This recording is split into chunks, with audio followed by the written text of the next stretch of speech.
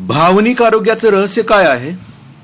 ज्या व्यक्तीनं आपल्याला दुखावलं असेल, तर जेव्हा दुखावलं असेल तेव्हाच त्या व्यक्तीला आपण दुखावलं गेल्याचं सांगणं. नाहीतर ही अपूर्ण चक्र भविष्यात पुन्हा केव्हा तरी उमटतील आणि आमच्या चांगल्या काळाचाही नाश करतील. भावनिक ओझ्यांच्यामुळे वर्तमान काळावर भार पडतो.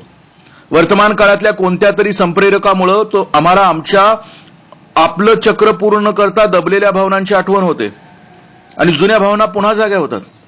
त्या जाग्या झालेल्या भावना आम्हाला अशा रीतीनं वागायला भाग पाडतात जिचा आयुष्यातल्या सध्याच्या संदर्भाशी काहीही संबंध नसतो. या ठिकाणी ध्यानात घ्यायला पाहिजे की ज्या जुन्या भावना पुन्हा पृष्ठभागावर येतात त्या आम्हाला शिक्षा करण्यासाठी नाही तर आपलं उपशमन करण्यासाठी येतात. भावनिक तणाव निर्माण होतो तो न उच्चारलेल्या विचारांच्यामुळं आणि न व्यक्त केलेल्या भावनांच्यामुळं. भावनिक आजार हा साठेबाजपणाचा आजार आहे. समजा तुम्ही वॉशिंग मशीनमध्ये तुमचे कपडे टाकलेत, मशीननं आपलं काम केलं. आता कपडे वाळण्यासाठी किंवा वाळवण्यासाठी बाहेर नाही काढले तर जितका वेळ तुम्ही कपडे यंत्रात ठेवाल तितका वास घाण होत जाईल. काही दिवस जर तुम्ही कपडे बाहेर काढले नाही तर दुर्गंधी असह्य होईल. आपल्या विचारांचं आणि भावनांचंही असंच आहे. विचारांचे खूप इमले मनात उभारत राहिलात पण ते व्यक्त केले नाहीत किंवा अनेक भावनांचे कल्लोळ मनात साठले आणि तुम्ही त्या व्यक्त केल्या नाहीत तर नात्यांच्या मध्ये अंतराय निर्माण होतो. किती काळ तुम्ही गोष्टीकडे डोळेझाक करत राहणार? केव्हा तरी त्या प्रकट होणार आणि त्यावेळी त्याने अकराळ विकराळ स्वरूप धारण केलेलं असेल.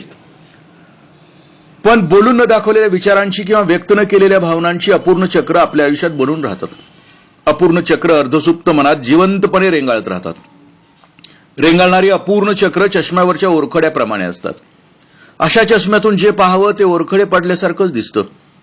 उपरोध असा आहे की ओरखडे चष्म्यावर म्हणजे माध्यमावर असतात, वस्तूवर नाही. एकंदरीत ते दृष्टीला अडथळे असतात.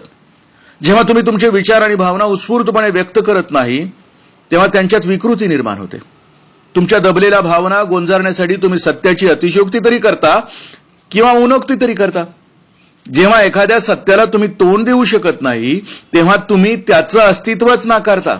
जे स्वीकारणं तुम्हाला शक्य नसतं त्याची आपल्याला परवाच नाही असं तुम्ही भासवता. अपूर्ण चक्रापुरतं बोलायचं झालं तर काळ आपल्याला सर्वांना असत्यवादीच ठरवत राहतो. मग तुम्ही मला सांगाल, मी जर माझे भावभावना विचार करत व्यक्त करायला लागलो तर जी व्यक्ती मला फार महत्वाची वाटते तिलाच मी दुखावून बसेन.